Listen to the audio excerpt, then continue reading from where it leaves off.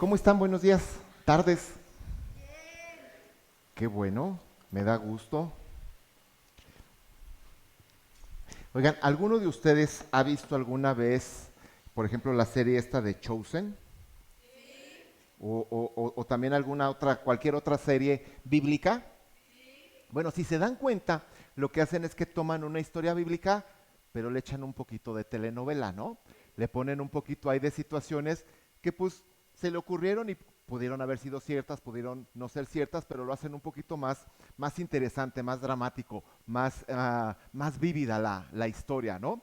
Bueno, pues yo hoy me voy a tomar el atrevimiento de hacer algo similar para que no vayan a decir, es que así pasó en la Biblia, ¿no? Esto es una interpretación de algo que pasó en la Biblia, que viene brevemente mencionado, y que yo, pues para hacerlo un poquito más interesante, le pongo algunos datos extra, ¿no? Eh, Fíjate que lo importante es la historia y el mensaje que nos va a dejar. Los detalles son o pueden ser ficticios. Fíjate que en las afueras de Jerusalén había una mujer que vivía de la prostitución. Y aunque públicamente era repudiada, secretamente era visitada por muchos. Y dicen que tanto va el cántaro al agua que algún día se rompe y un día esta mujer por algún descuido, ve tú a saber qué, quedó embarazada. Cuando nace su criatura, pues no nació en el mejor de los ambientes, no tuvo la oportunidad de tener ningún tipo de, digamos, de educación o buenos ejemplos. Al contrario, pues la demás gente con la que convivía eran raterillos, eran pordioseros, eran otras prostitutas, gente no muy recomendable. Y por lo tanto, pues al haber crecido en ese medio, pues él desde chiquillo aprendió a robar, ¿no? A lo mejor al principio iba al mercado y se robaba alguna fruta o algo para comer, fue creciendo, aprendió a ser, diría carterista, pero no había carteras, era bolsista, ¿no? Porque tenía la bolsa del dinero, y poco a poco, conforme fue creciendo, se fue haciendo experto en el arte de robar. Y bueno, la temporada alta era la Pascua, porque en esa fecha llegaba muchísima gente a Jerusalén y obviamente pues al haber mucha gente había muchos prospectos y también era más fácil pues pegarse con alguien sin que se sintiera raro, y además pues era más fácil escabullirse. Entonces pues llegó la Pascua y se acercó a Jerusalén y para su buena suerte encontró con que había alguien que estaba hablando al público y la gente estaba absorta escuchándolo. No estaban conscientes. Y entonces él aprovechó y robó mucho. Sin embargo, los rateros tienen la cualidad de estar en muchas cosas al mismo tiempo. Tienen que estar atentos a todo lo que sucede a su alrededor. Y mientras este hombre estaba robando, estaba escuchando lo que este hombre estaba hablando. A lo mejor de manera inconsciente, subconsciente, iba escuchando mientras él estaba robando. De tal manera que cuando llega a su casa y empieza a contar todo lo que robó, algo dentro de él lo hizo sentir por primera vez que estaba mal robar. Se sintió sucio, sintió que no era lo correcto. Y entonces él dijo, voy a vender todo esto que me gané hoy y voy a comenzar una vida nueva.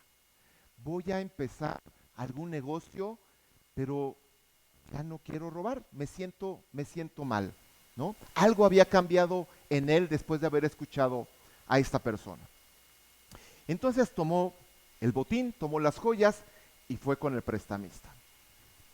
El prestamista vio, había varias joyas buenas, pero de repente una joya le pareció conocida.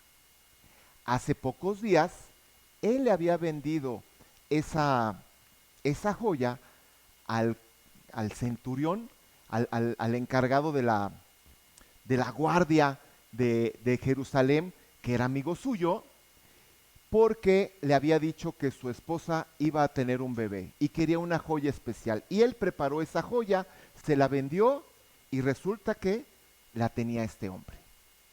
Entonces le dijo, oye, esta joya es especial, vale mucho dinero, dame oportunidad de ir por el dinero. Entonces va supuestamente por el dinero, pero en realidad lo que hace es háblele al centurión y le avisa que esa joya se le estaban ofreciendo para vender. Habían pasado unas horas, ¿no? Entonces llega el centurión y pues se dan cuenta obviamente que este hombre lo que había hecho era robar toda la mañana. El centurión, ¿qué hace? Muy enojado, lo manda a la cárcel y estaba tan molesto porque era una joya tan especial que le acababa de regalar a su esposa, porque iba a ser mamá, que decidió darle un castigo ejemplar. Y como en unos días iban a ejecutar a un hombre que había asesinado a su papá, decidió mandarlo a que también lo crucifiquen. Entonces estuvo en esta celda un par de días hasta que le dijeron que es momento de el castigo. Este hombre tuvo que marchar semidesnudo con un madero y con un letrero que decía: Dimas, ladrón. Cuando llegó al lugar donde lo iban a crucificar, lo levantaron y al lado de él había una persona que tenía un letrero y decía que él había matado a su propio padre, era un parricida. Y mira, le ponían esos títulos porque la gente lo que hacía es que se burlaba de ellos y los insultaba. Miren, ahorita les voy a platicar, pero a toda la gente amamos la justicia. Nos gusta cuando al malo le dan su merecido o cuando al bueno tiene su recompensa. Entonces, mientras la gente abucheaba a este hombre, ¿saben qué hacía este hombre? Les regresaba insultos, ¿sí? Y de los feos, ¿no? Insultaba a la gente, insultaba a los romanos, insultaba hasta a Dios. Este hombre, el ladrón que les platico la historia, Dimas, él estaba ahí un poco callado. Pero de repente en medio de los dos levantaron una tercera cruz. Y en esa cruz, el hombre que estaba ahí estaba completamente ensangrentado. Tenía una corona de espinas, le habían traspasado las manos y los pies, y tenía un letrero que decía INRI. Era Jesús Nazaret Rex Judea. Jesús de Nazaret, rey de los judíos. Y venía en 3 idiomas. A él también se burlaban de él. Le decían: no, que tú, muy Dios, y ahora vete, háblale a tu padre que te salve. Y se burlaban de él. El parricida inclusive le gritó. La palabra dice que lo insultó y le dijo: si tú eres el Hijo de Dios, sálvate y sálvanos a nosotros también. Pero Dimas algo sintió en su interior que se enojó y le dijo, pero el otro criminal lo reprendió: ¿ni siquiera temor de Dios tienes? Tú y yo estamos aquí por nuestro justo castigo, pero este no ha hecho nada. Y aquí me detengo un poquito, porque creo que en ese momento Dimas había entendido perfectamente el concepto de justicia. Porque justicia es darle a cada quien lo que corresponde. Realmente él, Dimas, había decidido cambiar sus caminos, pero la justicia simplemente le había ganado la carrera. Cuando Jesús lo insultan, más le sorprende Dimas. Lo que hace es que escucha que él ora y le dice: Padre, perdónalos, porque no saben qué hacen. Te decía hace un momento que todos amamos la justicia, ¿no? ¿A poco no es emocionante cuando estás viendo, no sé, en los Juegos Olímpicos, que alguien gana la medalla y le ponen la medalla y ponen el himno nacional y ganó, ¿no? ¿Qué tal cuando un equipo gana el campeonato y levanta el trofeo, ¿no? O más cercano, cuando a lo mejor tú, después de haber estudiado, o tu hermano, tu amigo o alguien así, le dan un diploma, ¿no? ¿Qué es lo que dices? Se lo merece, es justicia, ¿no? Se esforzó y logró algo. Pero también nosotros nos gozamos, ¿no?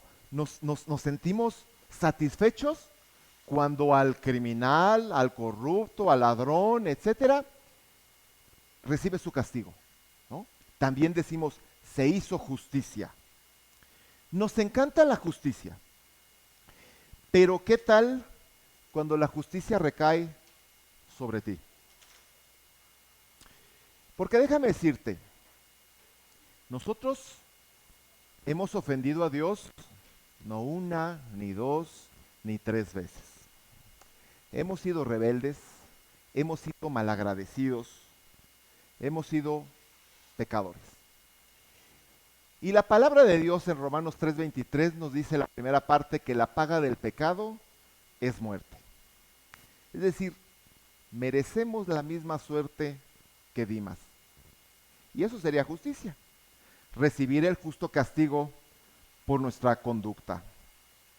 Y mira, a ningún juez le serviría que le digas, bueno, sí, efectivamente, pero mira, también fui buena persona, ¿verdad? También hice cosas buenas en la vida. Pues no importa, sería castigado por las malas cosas que hizo. Pero, ¿qué tal que Dios me viera o te viera con ojos de misericordia y nos perdonara? Yo creo que eso sería suficiente para vivir una vida agradecido para con Dios y tratar de llevar una vida digna de ese perdón que recibimos. Pero si así fuera, ¿qué dirían los demás? ¿Y a este por qué lo perdonaron? ¿No dirías tú lo mismo si traen a un criminal, lo llevan ante el juez y le enseñan las pruebas y se ve que es culpable y le dice el juez, bueno, mira, te perdono, pero ya no vuelvas a matar? ¿Qué dirías? Que es un juez injusto.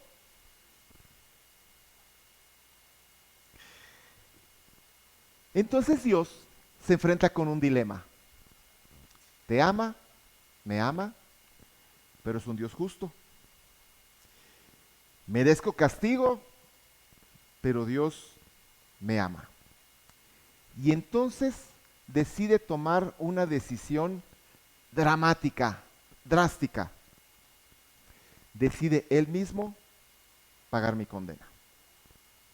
Por eso Jesús estaba en esa cruz, por amor a ti y por amor a mí. No estaba ahí por sus pecados. Alguien necesitaba pagar. Y Jesús dijo, yo pago. Y él puso sus manos, su espalda, su cabeza para la corona de espinas, y su costado. Derramó la última gota de sangre para limpiar de nuestros pecados. Y al final poder decir, todo está pagado. La segunda parte del versículo, Romanos 3:23, dice, al principio dice, la paga del pecado es muerte, mientras que el regalo de Dios, la dádiva de Dios, dicen algunas versiones, es vida eterna en Cristo nuestro Señor. ¿Puedes entender la magnitud de tanto amor? Mira, ¿tú crees que alguien pudiera dar su vida por alguien justo? Vamos a suponer que alguna persona algún científico está a punto de descubrir la cura del cáncer. Está a unas semanas de lograrlo, pero te dicen, pero hoy necesita un corazón para poder seguir vivo y él poder continuar con esta investigación. ¿Algún voluntario? ¿Alguien estaría dispuesto a dar su corazón por esta persona? ¿Nadie? La verdad es que yo tampoco, ¿no? Pero Dios sí. Dios sí. Fíjate lo que dice Romanos 5:8. Dice, Ya plantea esta situación, no crean que esa es idea mía. Dice, difícilmente habrá quien muera por un justo, aunque tal vez haya alguien que se atreva a morir por una persona buena. A lo mejor alguien diría, es mi hijo, es mi esposa, es mi padre. Pero Dios muestra su amor para con nosotros en que aún siendo pecadores, Cristo murió por nosotros. ¿Alguien daría su vida por un ladrón, por un ratero, por un sinvergüenza, por un asesino? Cristo no. Cristo sí, perdón. Él sí. Y Él no solo nos perdonó. Eso hubiera sido misericordia. Misericordia es no darnos el castigo que merecemos. Si dijera, ok, te perdono, vete. Eso sería misericordia. Pero Cristo fue más allá. Nos regaló gracia. No solo nos perdonó de nuestros pecados, fue mucho más allá. Quiero regresar unos instantes con Dimas a ese momento en la cruz. Después de que le reprocha al asesino y de reconocer que ambos están padeciendo un justo castigo, y no Jesús, volteó a Jesús y le dijo, dice la palabra, dice, Jesús, acuérdate de mí cuando vengas en tu reino. Fíjate que en ese momento, este hombre, al que nadie le había predicado, había escuchado, pero había tenido al lado al Creador, al Salvador, tuvo una revelación que yo creo que ni los apóstoles habían tenido por lo menos hasta ese momento. Reconoció a Jesús primeramente como rey. Cuando vengas en tu reino, lo reconoce como rey. Pero ¿qué rey? O sea, Jesucristo está viendo que está al lado, que le quedan pocas horas de vida, que va a morir. ¿Qué rey regresaría con su reino? Sino alguien que pudiera regresar de la muerte, que pudiera vencer la muerte. Y solamente Dios lo puede hacer. Es decir, Dimas lo está reconociendo como rey y también lo está reconociendo como Dios. Creyó en la vida eterna sin que nadie le hubiera predicado. ¿Cuál fue el resultado?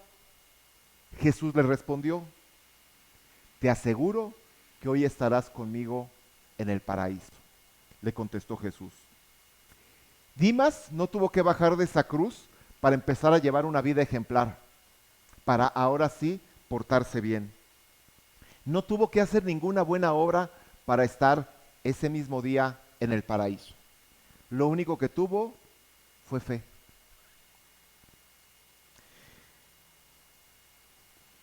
Dice la palabra en Hebreos 6:6 que sin fe es imposible agradar a Dios.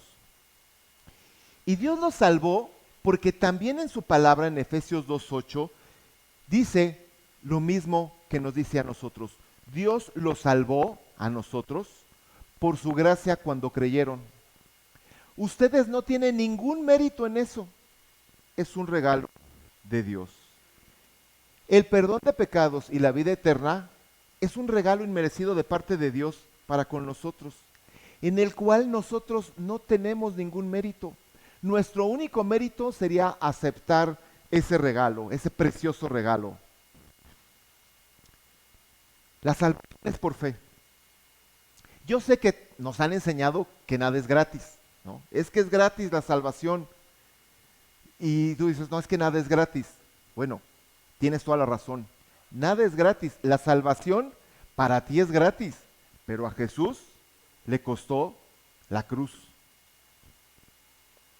Fíjate, si la salvación fuera por méritos, significarían varias cosas. Una de ellas es que le estaríamos diciendo a Jesús, no fue suficiente la cruz.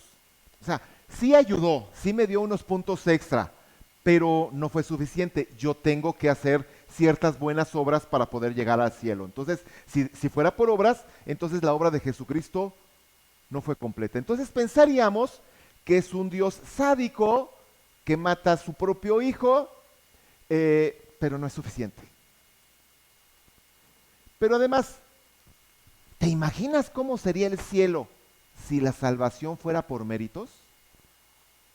Es decir, cuando llegue una persona que su currículum dice que asistía a la congregación, que oraba, que las cosas buenas que te imagines llegaría. Yo sé que esto no es así, pero es como lo pinta popularmente, ¿no? Que llega con San Pedro. San Pedro, soy Alejandro García Blanco, ¿cuál es mi habitación?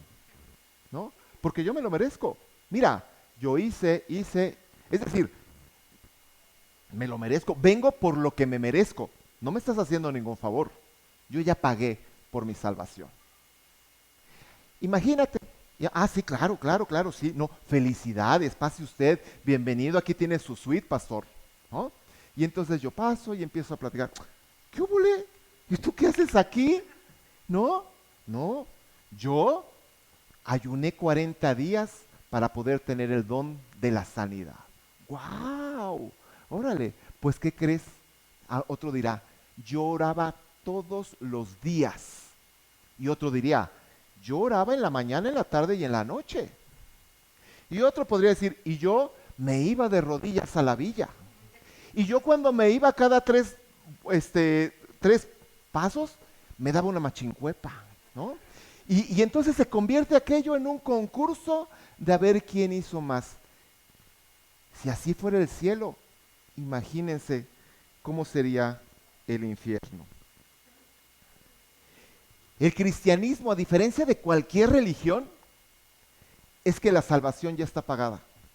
No necesitas obras. Todas las religiones necesitan algo que tienes que hacer para poder ganarte al cielo. Todos los seguidores necesitan algo. Los cristianos creemos en la obra redentora que tuvo Jesús en la cruz.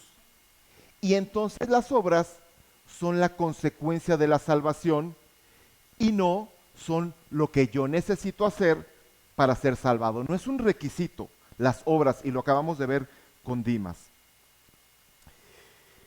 Ahora, si no son necesarias las obras, alguien podría decir, como le dijeron a Pablo en su momento, bueno, pues si decía que donde hay pecado, sobreabunda la gracia. Entonces, pues le dijeron a Pablo, bueno, pues vamos a pecar más para que haya más gracia, ¿no? Si no son necesarias las obras. El problema es cuando no entendemos la gracia. La gracia son tres cosas, así resumiéndolo. Primeramente es el perdón de los pecados. Hasta ahí sería misericordia, es la primera parte. La segunda es recompensa inmerecida. La salvación, el cielo, todo eso. Pero además es poder para vencer al pecado. Es la suma de las tres. La próxima semana voy a hablar acerca de el poder de la gracia. No se la pierdan. Porque cuando somos perdonados, somos además equipados con el poder para poder vencer al pecado. Y entonces poder vivir una vida agradable a los ojos de Dios. Porque para eso fuimos creados. La palabra dice que fuimos creados para toda buena obra, ¿sí? Fuimos hechos para ser santos. Y yo sé que la mayoría de las personas tienen un concepto equivocado acerca de los santos. Santo es toda persona que recibe a Cristo como su Señor y Salvador. Es decir, santo bíblicamente significa ser apartado para Dios. Y entonces, aquí tenemos a Santa Claudia, tenemos a Santa Rubí, tenemos a otro santo por ahí, a Santa Alejandra, a San Jorge, a Santa Connie. Las tenemos.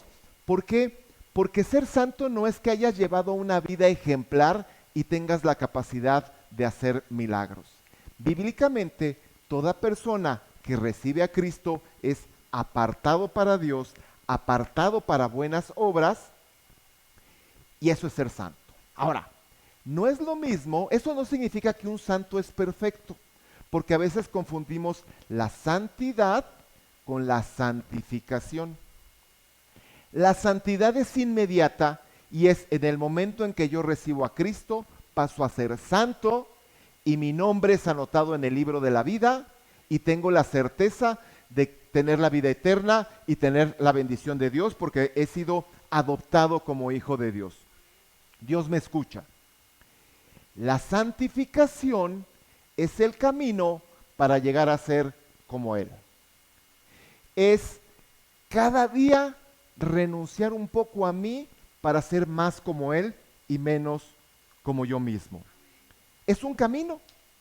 Y a veces porque somos humanos, a veces doy 2 pasos y me regreso 1. A veces voy corriendo y me tropiezo. Pero me levanto y continúo. Porque esa es la vida del cristiano. No se trata de perfección, es un proceso.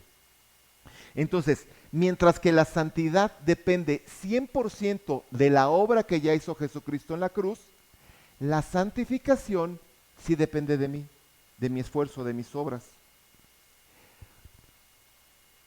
Claro que Dios se agrada con las buenas obras, pero no es un requisito para ser salvo. ¿Qué padre no se agrada cuando su hijo hace buenas obras? Todos. ¿Y qué padre se desagrada cuando su hijo hace malas obras? Todos. Pero esas obras buenas o malas hacen que tu hijo sea tu hijo o no sea tu hijo. No dependen de eso, no dependen de las obras. Tristemente habrá quien le diga, ya no eres mi hijo porque hiciste tal o cual cosa, pero Dios no es así. Ahora, si mis buenas obras son realizadas por miedo al castigo, probablemente aún estoy viviendo bajo la ley. Pero si las hago como consecuencia de una vida renovada, seguramente ya estoy viviendo bajo la gracia. Es decir, la gracia me da libertad. La palabra dice que todo me es lícito, pero no todo me conviene. Porque ahora yo entiendo que hay cosas que me afectan. Y que Dios no es una persona, no es un aguafiestas que no te deje hacer determinadas cosas por gusto. Lo hace por protegerte. Las leyes de Dios las puedes ver como barrotes, o las puedes ver como fronteras para que te digan, si te pasas para allá, te va a ir mal, te va a afectar. Entonces, deben de ser más bien algunas fronteras que te digan, no te pases de ahí, no te conviene. Entonces, yo hoy quiero decirte que tenemos 3 opciones para que tú puedas elegir. Puedes vivir bajo la justicia y recibir lo que mereces. Miren, yo, además de ser pastor, yo me dedico a los bienes raíces y ya tengo una agencia de viajes. Gracias a Dios, a mi esposa y a mí nos va bien. Y tenemos oportunidad de viajar. Y mi madre, que es mi madre, me dice, ay, mijito, te lo mereces. Y yo le digo, ay, mamá, te agradezco mucho, pero yo lo único que merecería, se lo está diciendo el pastor, yo lo único que merecería es el infierno. Pero tengo un Dios tan bueno que no solamente me salva, sino que me provee y me da más de lo que yo puedo imaginar. Pero si yo quisiera vivir por justicia, saldría bien apedreado, la verdad, ¿no? Y yo creo que cualquiera. Entonces, ¿te gustaría vivir bajo la justicia? Entonces, ¿qué tal vivir esperando misericordia? Que ojalá que Dios te perdone. Solamente esperando que Dios te perdone y ya. ¿O qué tal mejor si elegimos vivir en la gracia de Dios? Y aceptar lo que Cristo ya pagó y recibir todas aquellas recompensas inmerecidas que tiene para con nosotros. Mira, yo a veces comparo el amor de Dios con el amor de un padre, pero magnificado obviamente, con el amor de un padre que imagínate que se entera que va a ser papá, ¿no? ¡Wow! ¡Qué felicidad! Los que somos papás, las que son mamás, cuando se enteraron, normalmente fue una alegría inmensa. Y sin embargo, generalmente las mujeres se enteran porque empiezan a tener ascos, se sienten mal. Digo, hasta ese momento el bebé no ha hecho todavía nada bueno, nomás ha generado ascos, molestias, insomnio. Conforme va creciendo se va haciendo más grande la molestia, ya no te puedes agachar, ya no puedes, necesitas descansar, etc. Para el papá implica obviamente, pues que ahora ya se le antojó una paleta de fresa con un topping de sardina, ¿no? Y a ver dónde la consigues. Y ahora, la loción que tienes ya no le gusta, le da asco. Entonces, pues ya no te puedes poner esa loción, ¿no? Y además, pues hay que estarle pagando las consultas, comprarle ropa nueva, comprar cuna, comprar ropa, te implica un gasto. Quítale el amor, velo como negocio, como normal. Pues hasta ahorita el bebé cero, molestias 18, no sé cuántas. Pero llega el momento del parto. Al papá hay que pagar no pocos billetes y el hijo en ese momento pone en riesgo la vida de la mamá. Hay riesgo. Muchas mujeres tristemente han fallecido en esos momentos, que si el niño viene mal, que si se complicó, que esa situación. Pero finalmente nace el niño. Bueno, yo esperaría que por lo menos el niño salga y diga, papá, mamá, muchas gracias por todo el cariño y cuidado que tuvieron conmigo durante estos 9 meses. Gracias por preocuparse por mí, por darme lo mejor a su alcance. No, salen chillando, ¿verdad? Salen llorando. Y en adelante, ¿cómo piden las cosas? A gritos, ¿no? A berridos. La comida, que si tienen sueño, que si tienen frío, que si tienen calor. ¿Hay alguna razón para que alguien quiera a alguien así? No. Y sin embargo no conozco y me incluyo a ningún padre, a ninguna madre que no estuviera dispuesto a dar su vida y todo lo que tiene por esa criatura. Ese es el favor inmerecido que recibe ese bebé. Nosotros somos a los ojos de Dios sus bebés hermosos. A lo mejor nada más sabemos llorar y zurrar. Y aún así, Dios nos ama con ese amor que nosotros tenemos para con nuestros hijos. Así que yo te quiero invitar a que hoy entiendas que Dios nos está ofreciendo gracia. No nos está ofreciendo una religión. No te está pidiendo que seas buena persona para que te acepte. Está pidiéndote que le creas y que una vez que le creas, Él va a empezar a hacer la obra en ti para que seas esa buena persona que tú pretendes ser para acercarte a Dios. Mira, si tú nunca has hecho a Cristo el Señor de tu vida, yo quiero decirte que es la mejor decisión. Hace unos días estaba con unas personas que les estaba enseñando una casa y me decía, es que la casa y casarte son las decisiones más importantes que tienes en la vida.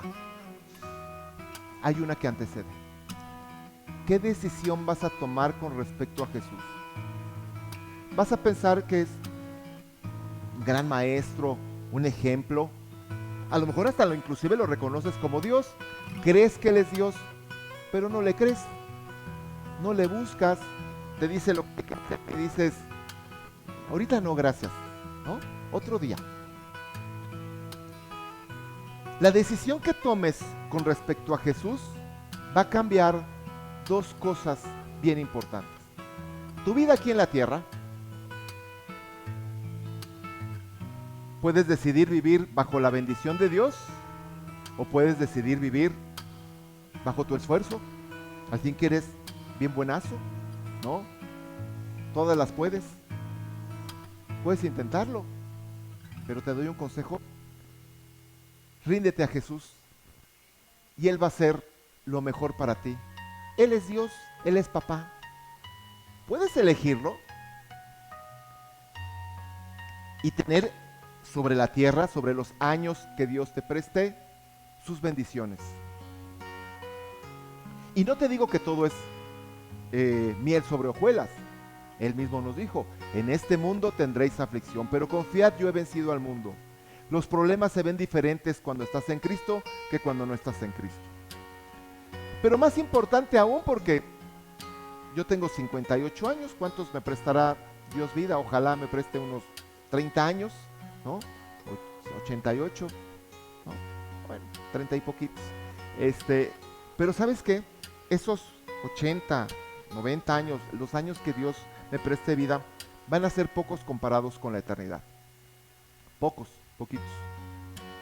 Y cuando lleguemos, cuando llegue ese momento que cerremos los ojos y nos presentemos ante Él, no le va a importar si yo tengo carrera, maestría y doctorado. No le va a interesar si mi cuenta bancaria tiene muchos ceros. No le va a interesar si soy gordo o delgado, si soy guapo o feo.